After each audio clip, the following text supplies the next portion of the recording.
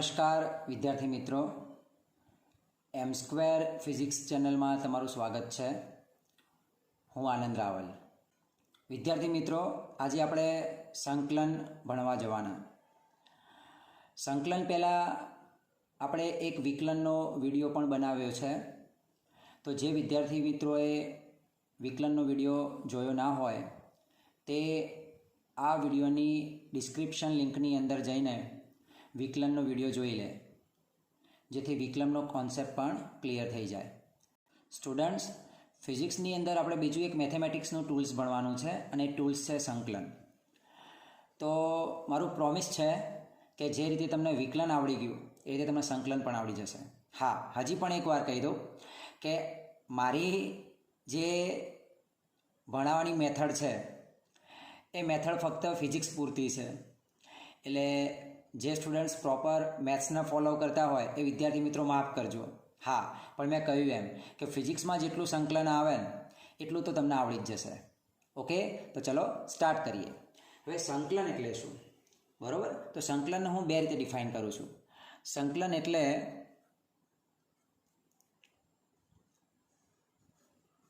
વિકલનની વ્યસ્ત પ્રક્રિયા. વિકલનનું ઊંધું કરીએ તો સંકલન થઈ જાય, બરાબર છે? સંકલનનો જો મારે બીજો એક અર્થ નીકાળવો હોય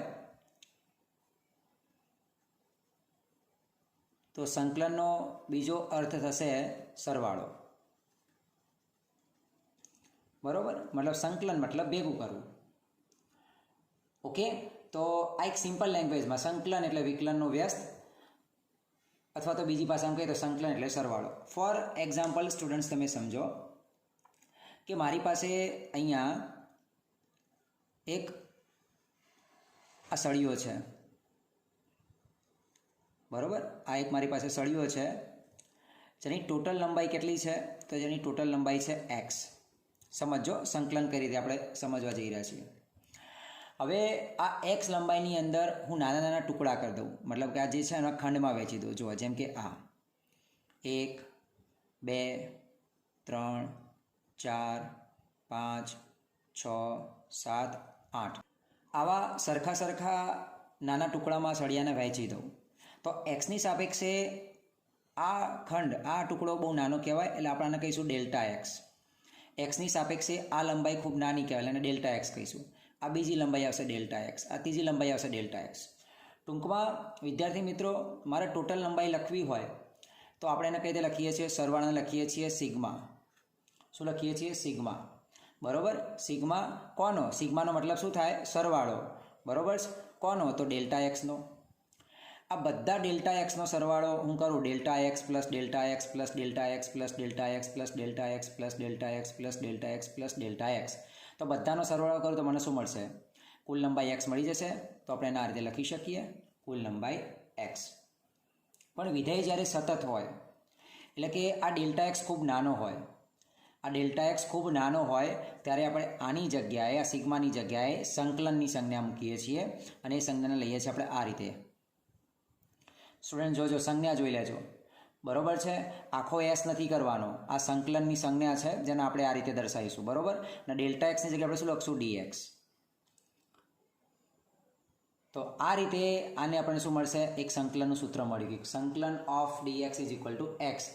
આ જ રીતે સ્ટુડન્ટ્સ, મારે વાય દિશા માટે લખવું હોય તો સંકલન of dy is equal to what? It is equal to y. સંકલન ઓફ ડીઝેડ, તો સંકલન ઓફ ડીઝેડ ઇઝ વોટ? તો ઇટ ઇઝ ઝેડ. ઓકે, તો આમ રમતા રમતા આપણે સંકલનનું એક સામાન્ય સૂત્ર બનાવી દીધું કે સંકલન ડીએક્સ તો એક્સ થાય, સંકલન ડીવાય તો વાય થાય, સંકલન ડીઝેડ તો ઝેડ થાય. ઓકે સ્ટુડન્ટ્સ, તો ચલો હવે સંકલનની દુનિયામાં આપણે થોડા 2 ડગલા આગળ વધીએ. જુઓ, આપણે વિકલન સમજ્યા, તમને બધાને ખબર હશે, બરાબર છે? કે વિકલન આપણે શું ભણ્યા કે આપણે એક્સ લેસ ટુ એનનું વિકલન કરવું હોય, એક્સ લેસ ટુ આપણે એનનું વિકલન કરવું હોય તો આપણે આગળ શું મૂકતા હતા સ્ટુડન્ટ્સ? આપણે મૂકતા હતા ડી બાય ડી એક્સ, અને અહીં આપણે લખતા હતા x less to n. Okay ને? વિકલન હોય તો આપણે એક્સની સાપેક્ષે કરવું હોય તો d by d x, y હોય તો d by d y, z હોય તો d by d z, t હોય તો ડી બાય ડી ટી. બરાબર. અને આપણું સૂત્ર શું બનાવ્યું? તો ઘાત આગળ આવે અને એની એક ઘાત ઓછી થઈ જાય. આપણે આ ભણ્યા. ઓકે. પણ જ્યારે હવે હું સંકલનમાં પગ મૂકું છું,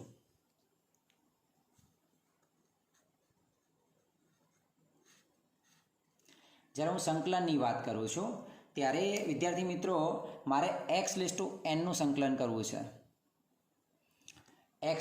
જેમ મેં nનું વિકલન કર્યું x⁴n તો આગળ d/dx મૂક્યા. મારે x⁴n xની સાપેક્ષે સંકલન કરવું છે. સમજો હો. તો x⁴n xની સાપેક્ષે સંકલન કરવું હોય એટલે પહેલાં તો આ રીતે મૂકી દેવાનું, ઇન્ટિગ્રેશન ઓફ dx.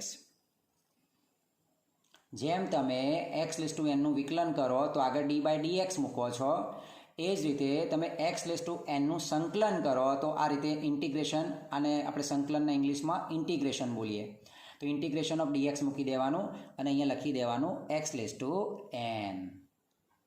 તો આ આખાનો જવાબ શું થશે? તો આખા પદનું તમને સંકલન મળશે x⁴n+1 અપોન n+1. વિકલનમાં શું થતું હતું? ઘાત આગળ આવે અને એક ઘાત ઓછી થાય. એ જ રીતે સંકલનમાં શું થશે? એક ઘાત વધશે અને વધેલી ઘાત નીચે આવે. ફોર એક્ઝામ્પલ મારે y⁴n સંકલન કરવું છે તો ઇન્ટિગ્રેશન ઓફ yની સાપેક્ષે કરવું છે તો dy. બરાબર. અને અહીંયા આપણે શું કહી દઈશું? y⁴n. તો આપણો આનો જવાબ શું આવશે? તો આનો જવાબ આવશે y⁴n+1 અપોન n+1. ધારો કે મારે ઝેડની સાપેક્ષે કરવું છે અથવા તો ચલો ટીની સાપેક્ષે કરવું છે, તો t⁴nનું મારે સંકલન કરવું છે તો શું કરવાનું? ટીની સાપેક્ષે કરવું છે તો ઇન્ટિગ્રેશન ઓફ dt મૂકી દો અને અહીંયા શું આવશે? t⁴n. તો આ આખા પદનું આપણી પાસે ઇન્ટિગ્રેશન એટલે કે સંકલન શું થશે? એક ઘાત વધે અને વધેલી ઘાત નીચે આવે. ઓકે. તો આટલાની અંદર મેં તમને બે મહત્ત્વના સૂત્રો શીખવાડી દીધા. એક સૂત્ર શીખવાડ્યું આ અને બીજું સૂત્ર તમને શીખવાડ્યું મેં આ. બરાબર છે. તો આ બે મહત્ત્વના સૂત્રો તમારા માટે થઈ ગયા. હવે આગળ હું એક વ્યાખ્યા બોલ્યો હતો કે સંકલન એટલે વિકલનની વ્યસ્ત પ્રક્રિયા. હવે તમે અહીંયા જોજો કે હું આનું સંકલન લઉં તો મને જવાબ શું મળે છે તમે જુઓ. ફોર એક્ઝામ્પલ, બરાબર, કે ધારો કે મારે nx⁻n−1નું સંકલન લેવું છે એક્સની સાપેક્ષે, તો પહેલાં તો હું સંકલન ઓફ dx મૂકી દઈશ. બરાબર. સંકલન ઓફ dx મૂકી દઈશ. અહીંયા શું આવશે? nx⁻n−1. તો n તો સંખ્યા છે એટલે એ તો અચળાંક થઈ જાય, એટલે એનું આપણે સંકલન ના લઈ શકીએ, એને અચળાંક તરીકે લઈ લઈએ તો n બહાર લઈ લઈશું. અહીંયા આપણી પાસે શું આવશે? x⁻n−1 into dx. આપણે નિયમ પ્રમાણે આ સૂત્ર પ્રમાણે આપણે જઈએ તો આ જે છે એમાં +1 કરી દઈએ તો n આપણી પાસે અહીંયા શું આવશે? x⁻n−1 +1 અપોન શું આવશે? n−1 +1. તો શું વધે છે જુઓ? nx⁻n અપોન n, અને આ n જતો રહે તો ફાઇનલી આપણને શું મળશે? ફાઇનલી આપણને મળશે x⁻n. તો તમે જોયું, આ વ્યસ્ત થઈ ગયું કે જે વિકલન હતું એનું સંકલન કર્યું એટલે પાછો મૂળ જવાબ આવી ગયો. ઓકે. તો આટલું આપણી પાસે તમે સમજી ગયા છો. હવે આપણે આગળ જઈએ. હવે આગળ જઈને આપણે, બરાબર છે, એક બે સ્ટેપ હજી વધારે સમજીએ. હવે ધારો કે તમને એવું કહી દે, કે x⁻nનું yની સાપેક્ષે સંકલન કરો. x⁻nનું yની સાપેક્ષે સંકલન કરો. ધારો કે હું તમને એવું કહી દઉં કે x⁻2નું dxની સાપેક્ષે સંકલન કરો. તો સંકલન ઓફ dx અહીંયા શું મૂકી દેવાનું? x⁻2. નિયમ પ્રમાણે જઈએ તો આ આખા પદનું સંકલન શું થઈ જશે? x⁻2 + 1 -2 + 1. બરાબર છે. તો -2 + 1 અપોન -2 + 1 એટલે તમારી પાસે કેટલા વધશે? x⁻1 upon -1. તો શું આવશે? આને લખી શકાય -1/x. ચલો મેં આવું ના કીધું અને તમને એવું કીધું હતું કે 1/x²નું સંકલન કરો એક્સની સાપેક્ષે, તો અહીંયા શું આવશે? 1/x² into dx. સ્ટુડન્ટ્સ, આ 1/x²ને આપણે ઉપર લઈ જઈએ તો x⁻2 થઈ જાય. x⁻2 થઈ જાય ને, અને x⁻2 થઈ જાય મતલબ આવું લખી શકાય x⁻2 dx. અને x⁻2 dx લખો તેનો જવાબ શું આવશે? -1/x. તો આ ઘણું કામનું છે. બરાબર, કે 1/x²નું સંકલન કેટલું થાય? તો -1/x થાય. આવું આપણે ધ્યાન રાખશું. હવે તમને એવું કહી દે ધારો કે 10નું સંકલન વાયની સાપેક્ષે કરો તો કંઈ નહીં, ઇન્ટિગ્રેશન ઓફ ડીવાય અહીંયા તમારે શું મૂકી દેવાના? 10 મૂકી દેવાના. ઓકે, તો 10 તો અચળાંક તરીકે જાય અને ડીવાયનું સંકલન શું થશે? તો ડીવાયનું સંકલન થઈ જશે વાય, એટલે tan વાય આપણી પાસે થઈ જશે. બરાબર છે. ધારો કે તમને એવું કહી દેવામાં આવે કે 5yનું સંકલન વાયની સાપેક્ષે કરો તો આપણે કંઈ નહીં, સંકલન ઓફ ડીવાય તો લખી જ દેવાના. અહીંયા શું મૂકી દેવાના? 5y મૂકી દેવાના. અને પછી આપણે 5 તો અચળાંક તરીકે લઈ લઈએ તો વાય ડીવાય, મતલબ આગળ આપણે સમજાય એમ કે n+n+1 વાળો જવાબ આવે તો અહીંયા આપણો 5y ડીવાયનું સંકલન શું થશે? તો 5y²/2. આ રીતે આપણે એને લખી શકીએ. બરાબર છે.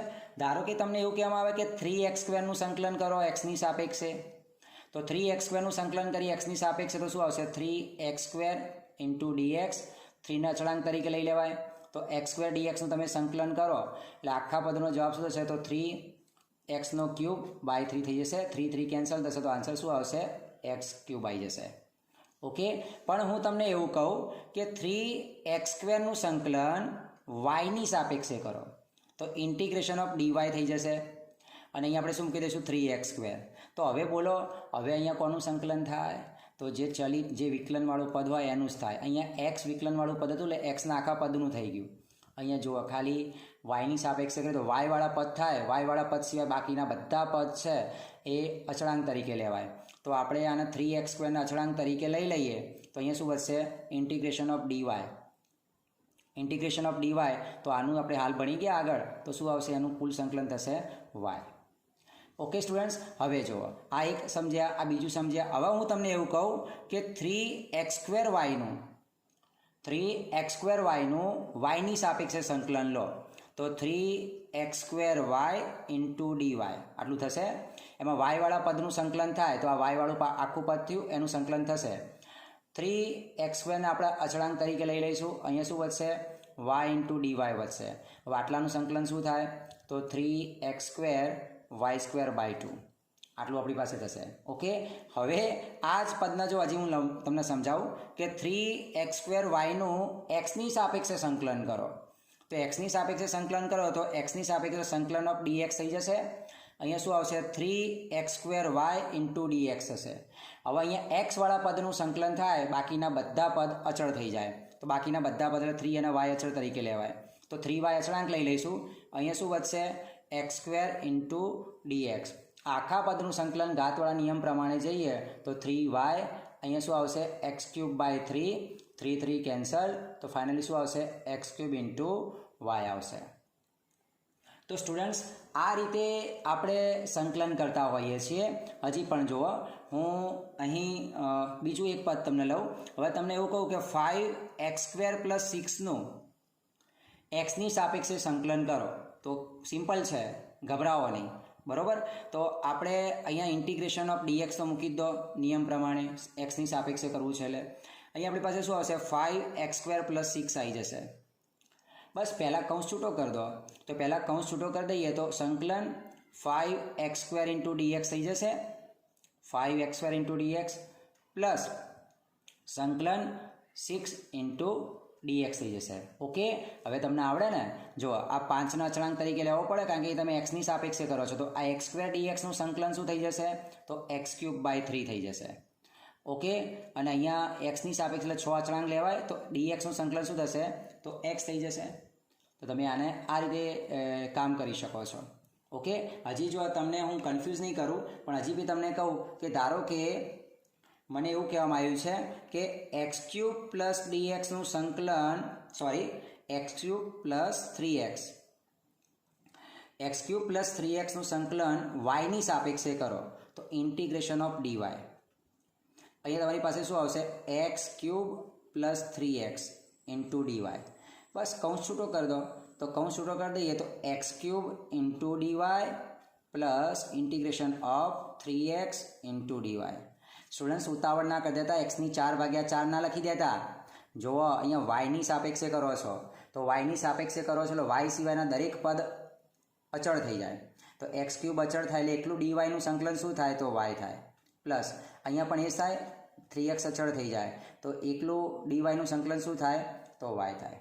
તો એકલું ડીવાયનું સંકલન થશે વાય, પણ એકલું વાય ડીવાયનું સંકલન શું થશે y²/2 થશે. આ તમારે ધ્યાન રાખવાનું છે, બરાબર. આ જ રીતે સ્ટુડન્ટ્સ, આ તો મેં તમને સામાન્ય બરાબર છે સંકલન કઈ રીતે થાય એ પદ સમજાયા, પણ એ સિવાય આપણે સંકલનના બીજા સૂત્રો પણ છે, એના ઉપર એક નજર કરી લઈએ જે તમારે જરૂરી પડશે આગળ જઈને, બરાબર. ફોર એક્ઝામ્પલ તમને કહેવામાં આવે કે 1/xનું એક્સની સાપેક્ષે સંકલન કરો. તો આ બધા સૂત્રો છે, આ જે ગ્રીન કલરમાં લખું છું બધા સૂત્રો છે, ધ્યાન રાખજો. તો એક્સની સાપેક્ષે કરું છું તો આ ડીએક્સ એ શું હશે 1/x dx. તો આનું સૂત્ર શું થશે તો આનું સૂત્ર થશે ln x, natural log x અથવા લાંગ્રાજ x. એ જ રીતે તમને કહેવામાં આવે કે સાઇન એક્સનું તમે સંકલન કરો એક્સની સાપેક્ષે, તો આ dx તો આપણે લખી જ દેવાના, પણ સાઇન એક્સનું આપણે એક્સની સાપેક્ષે સંકલન કરીએ સ્ટુડન્ટ્સ તો આપણી માટે શું આવશે -cos x, બરાબર. આ સંકલનના નવા સૂત્રો છે, આ તૈયાર કરશો. cos xનું તમે સંકલન એક્સની સાપેક્ષે કરો એટલે dx, અહીંયા શું આવશે cos x આવશે, એનું સંકલન શું થશે તો sin x થઈ જશે. ઓકે, જો સાઇનનું વિકલન શું હતું cos હતું, અને cosનું વિકલન શું હતું -sin હતું, તો એનું ઊંધું થયું. સાઇનનું સંકલન શું થયું -cos, અને cosનું સંકલન શું થયું sin થઈ ગયું, બરાબર છે. આ ધ્યાન રાખવાનું છે. એ જ રીતે ચરઘાતાંકીય પદ હોય જેમ કે e⁻x નું તમે એક્સની સાપેક્ષે સંકલન લો તો e⁻xનું એક્સની સાપેક્ષે સંકલન શું થશે તો એનું એ જ આખા પદનું સંકલન થશે e⁻x. તો આટલા સૂત્રો તો છે જ, બીજા મેં તમને શીખવાડ્યા એ કે એકલા ઇન્ટિગ્રેશન ઓફ dxનું શું થશે તો x થઈ જશે. ઓકે, પણ x⁻n dxનું શું થઈ જશે તો x⁻n+1/n+1. ઓકે, તો સ્ટુડન્ટ્સ આ બીજો એક નાનકડો પ્રયાસ કે તમારા સંકલન તમને એકદમ સરળતાથી આવરી જાય. આ ફિઝિક્સને લગતું સંકલન છે, ઠીક છે સ્ટુડન્ટ્સ. આનો પાર્ટ 2, આનો ભાગ 2 પણ હું બનાવવા જઈ રહ્યો છું, કારણ કે હજી પણ સંકલનમાં થોડું તમારે શીખવાનું બાકી છે. તો આના પછી તરત જ પાર્ટ 2નો વિડીયો પણ હું અપલોડ કરી દઈશ, તો એ પણ જોઈ લેવો. સબસ્ક્રિપ્શન બટનની બાજુમાં એક બેલ આઇકન છે, એને પ્રેસ કરી દો જેથી મારા વિડીયો તમારી પાસે સરળતાથી પહોંચી જાય. કર ભલા તો હોગા ભલા.